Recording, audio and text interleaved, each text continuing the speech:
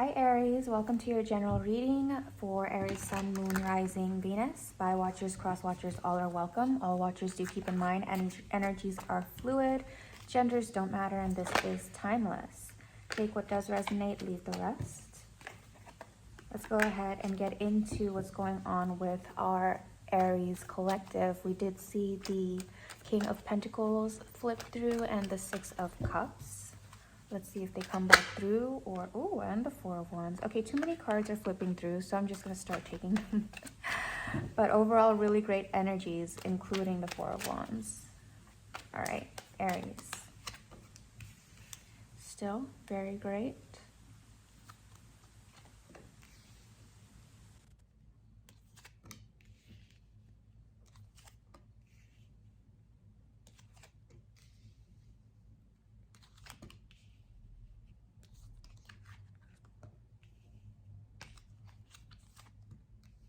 Excellent. Overall, really beautiful energies here for you, Aries. Again, we did see the King of Pentacles, very stable, sturdy family kind of a person who's very family oriented or just very responsible, and they mean what they say and they do what they say, right?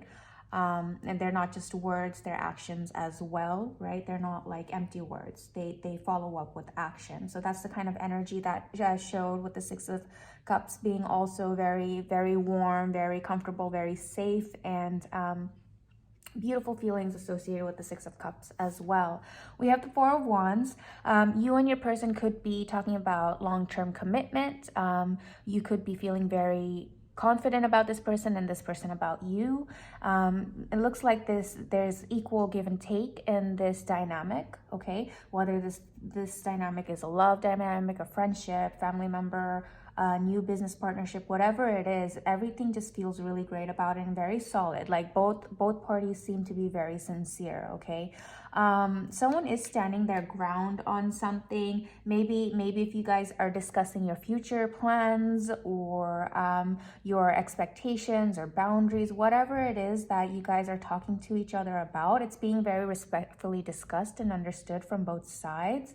And someone there, it could be you, Aries, it could be the other person. Maybe there's something that someone feels very strongly about to you. You're kind of like, hey, you know, it's no big deal.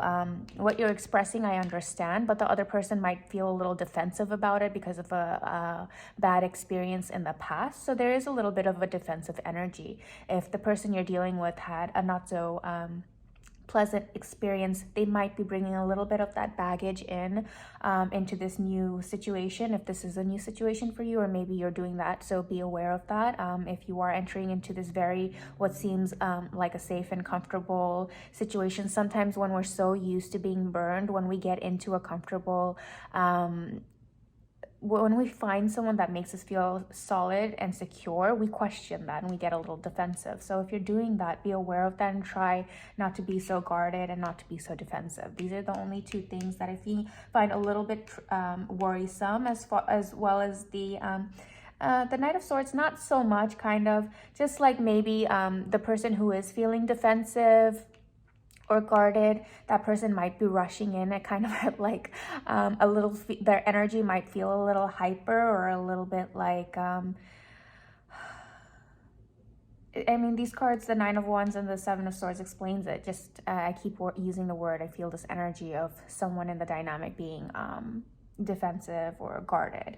So they might be trying, like, explaining things at 100 miles an hour, like, well, this is what I experienced before, I really don't want to go through that again. And I feel like the other person in this dynamic is being patient, is hearing that person out.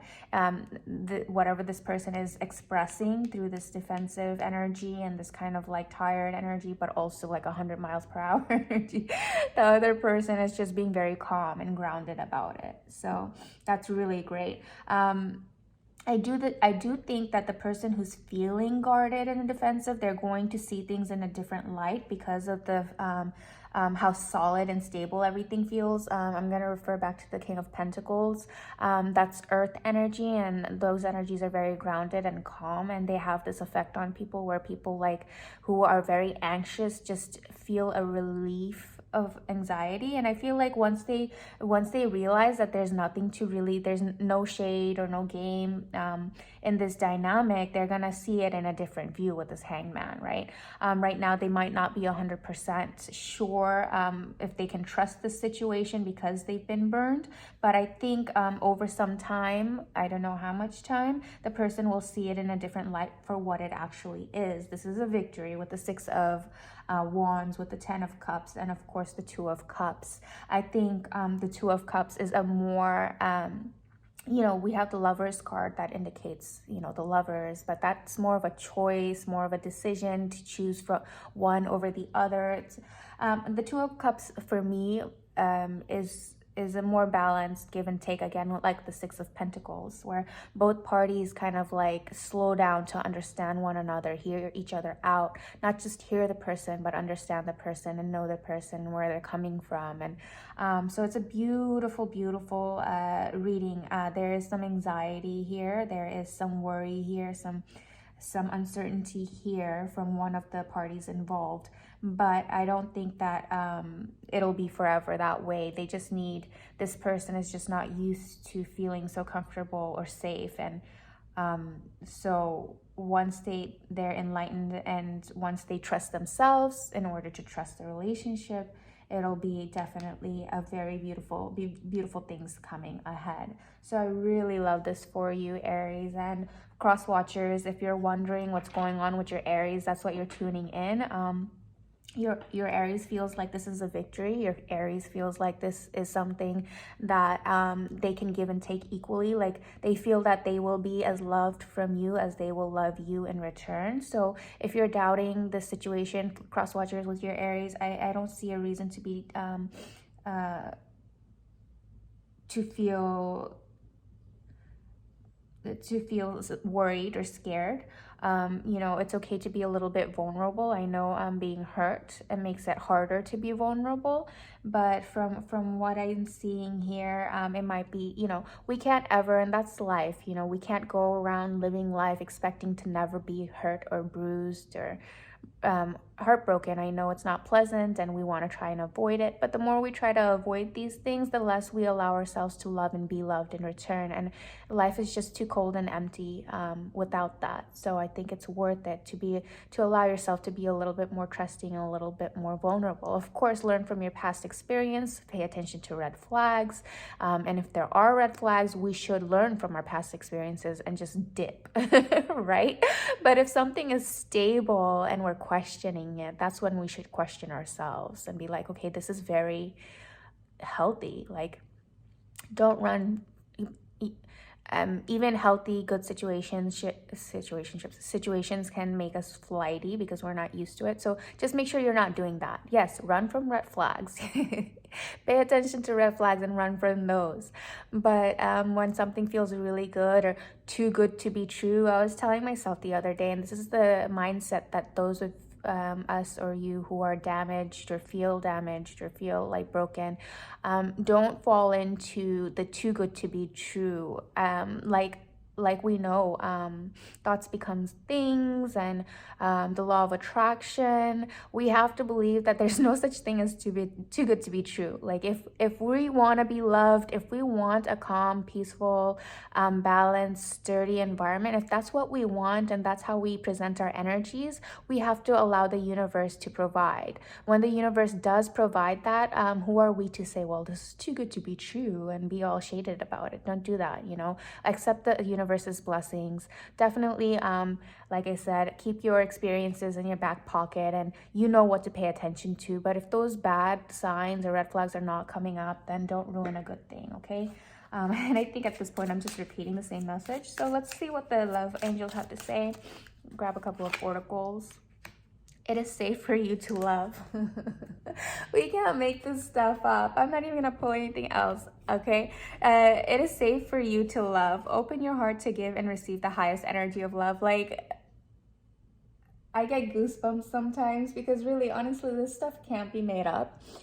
Just for the heck of it, because I love the Rebel deck so much, they give me such a good chuckle, okay? So the Rebel deck is really like a sassy deck, and they use a little bit of cursing and kind of like a hard-ass approach to things.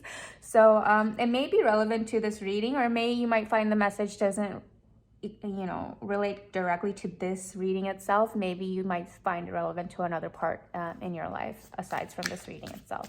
So let's see what the Rebel deck has to say. You got a feeling you just can't shake. That little voice inside you, listen to that shit. I do think it is relevant to this. I feel like that voice that's telling you that this is good, this is really good, it feels good. Allow yourself to continue to explore that. Don't block off a good thing. Don't tell yourself what the world wants us to believe, that things are just sometimes too good to be true. No, that's not true. And that's how people, that mentality to too good to be true, and I'm gonna be like very guarded about it. When you believe in that, that's when you're gonna attract negative things. So I think there are honestly plenty of examples in life where everything just feels so right, and it is right, and it doesn't have to be more than that. So listen to that part within you that really believes this and wants to continue exploring this, and don't allow yourself to be scared and run away.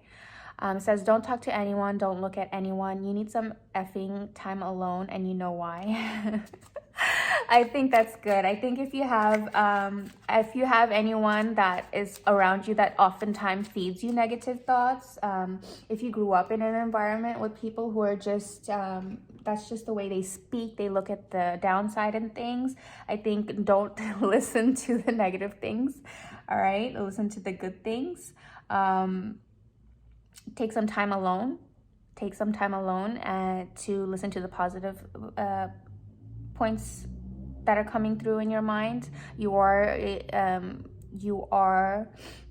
the creator of your destiny, right? So you choose. Don't allow outside influences to come in and influence what you feel in your heart is a good thing. All right, that's what I have for Aries and Aries cross watchers. If any of this resonates, I would greatly appreciate if you would like, comment, and subscribe. Until next time, sending you lots of love, light, and beautiful vibrations. Bye for now.